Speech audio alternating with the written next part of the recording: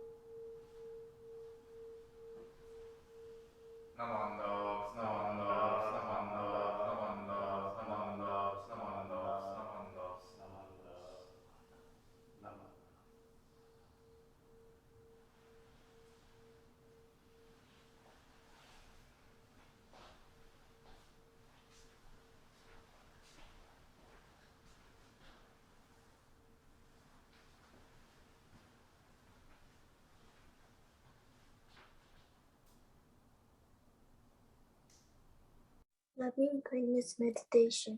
May all beings be happy and well. May no harm or difficulty come to them. May they live in peace and harmony. May I be happy and well. May no harm or difficulty come to me. May I live in peace and harmony. May my family be happy and well. May no harm or difficulty come to them. May they live in peace and harmony. May my teachers be happy and well. May no harm or difficulty come to them. May they live in peace and harmony.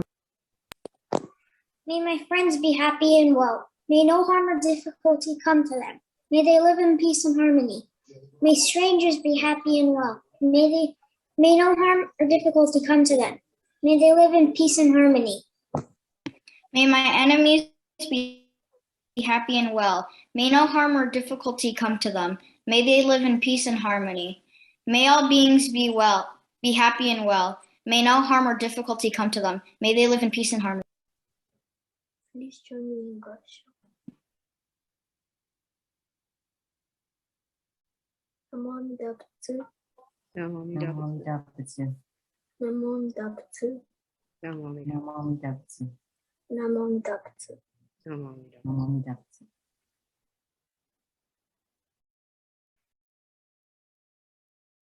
A learned fool is more of a fool than an ignorant fool. Namo Amida Butsu. Namo Amida Butsu. Namo Amida Butsu. Namanta. Namanta. Namanta. Namanta. Hello, everyone. Thank you for joining our service today, either in our Sunday morning Zoom watch party or by viewing it from our YouTube channel. Today's opening reading is from the play The Learned Ladies by the French playwright Molière, and it premiered in 1672. The play is about a young lady whose pretentious, learned mother wanted her to marry a scholarly man who was that mother's protege. So this is not the typical kind of Dharma talk opening that we're used to.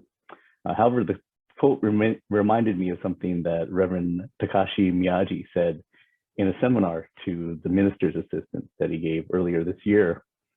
Miyagi Sensei said, when ministers and ministers' assistants are giving a Dharma talk in front of the Sangha, they're making themselves a bombu on display. A bombu is a foolish and deluded person affected by their blind passions, greed, anger, and ignorance. Once we accept the reality that we cannot remove our blind passions, we can accept that we are all bombu. This is the realization that Shinran Shonin had that led him to give up his Buddhist studies on Mount Hiei. After leaving Mount Hiei, the timeline of Shinran's life met the timeline of Honen Shonin's life, which results now in the Jodo Shinshu tradition that we practice here at the Mountain View Buddhist Temple. Shinran referred to himself as a stubble-haired fool, which definitely sets the example for this tradition of being bombu on display. This is a tradition that all ministers and ministers' assistants are responsible to continue. So the learned fool will sometimes present information without connecting those facts to the Dharma. If that's what's going on in that talk, then that talk is a lecture, not a Dharma talk. Ministers' assistants are taught that delivering a Dharma message is a sacred ritual. Ministers and ministers' assistants bear the responsibility to maintain this tradition. To me, to be honest, at least for me, this creates some pressure to meet this responsibility. a Dharma talk called a Hoa in Japanese needs to share the following. Needs to share Amida Buddha's great wisdom and compassion, taking refuge in and awakening to the truth of how Amida's compassion ensures our birth in the Pure Land, and how Shinjin is an intimate part of this awakening. If the minister or minister's assistant does not mention Amida Buddha's great wisdom and compassion in some way, they're not fulfilling their responsibility. So technically up to this point, this talk is a lecture, not a Dharma talk. I've just been giving you a bunch of information, unless it counts that I said the words Amida Buddha's great compassion. So when I'm preparing a Dharma talk and trying to keep all these things in mind, this is where I start to feel the most stress about preparing the Dharma talk. The weight of the responsibility to publicly display my bombu-ness, and the weight of making sure I can make a meaningful mention of Amida Buddha's great compassion are piled on top of trying to make the talk meaningful for the people listening and make it concise enough not to bore everybody. Most of the time, to achieve the requirements of a Dharma talk and not bore the audience, the basics of Buddhism are skipped over, or sometimes it's just assumed to already be known by the audience. This can make the American Jodo Shinshu Dharma message kind of a paradox. Cover complicated ideas, but keep it short. So this makes it very difficult for someone new to Buddhism, new to any kind of Buddhism, to be able to follow a Jodo Shinshu Dharma talk. In a discussion on this topic with a group within that included Reverend Nari Hayashi of the Ikoji Buddhist Temple in Virginia, Hayashi Sensei pointed out that even those born into the tradition, like many of us that are American, of the American Nikkei generations, are confused because of a lack of understanding of how Jodo Shinshu is connected to the basics of Buddhism. And this is really, when I'm doing a Dharma talk, this is where my bombu-ness really gets put on display. I know that sometimes my Dharma talks confuse people as I try to discuss Amida's great compassion while trying to keep it short. And I think sometimes maybe we should have not a Dharma talk in our services instead of the Dharma talk. If Sunday services are the main time where most people hear the Dharma, maybe there should be some times when we go back to basics. Now the temples offer study classes and encourage people towards other resources to learn the basics. But maybe we need to also discuss the basics in our Sunday services.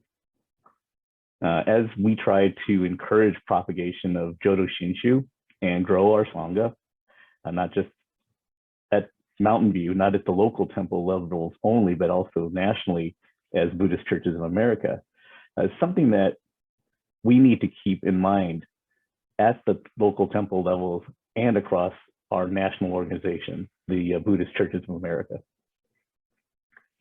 So now, after about 800 words from me so far, I'm going to try and be concise and turn this into a Dharma talk. So please excuse my bombu-ness while I confuse you. Amida's great compassion, which is embodied in the Hongan, the primal vow, is the assurance of our birth in the Pure Land. From the historical Gautama Buddha, also named Shakyamuni Buddha, through the 7 masters of Jodo Shinshu, we can realize from Master Shinran's teachings that awakening to the truth that Shinjin is how the state of non-retrogression, called Futai, is attained. Once we've achieved Shinjin, we are assured of our birth in Amida's Pure Land. And now that I've espoused this truth and turned this into a Dharma talk, I'll close this Dharma talk with a passage from chapter 2 of the Tani Sho, which are Shinran's words. Please join me in Gasho. If Amida's primal vow is true, Shakyamuni's teaching cannot be false. If the Buddha's teaching is true, Chantel's commentaries cannot be false. If Chantel's commentaries are true, can Honen's words be lies? If Honen's words are true, then surely what I say cannot be empty. Such, in the end, is how this foolish person entrusts himself to the vow.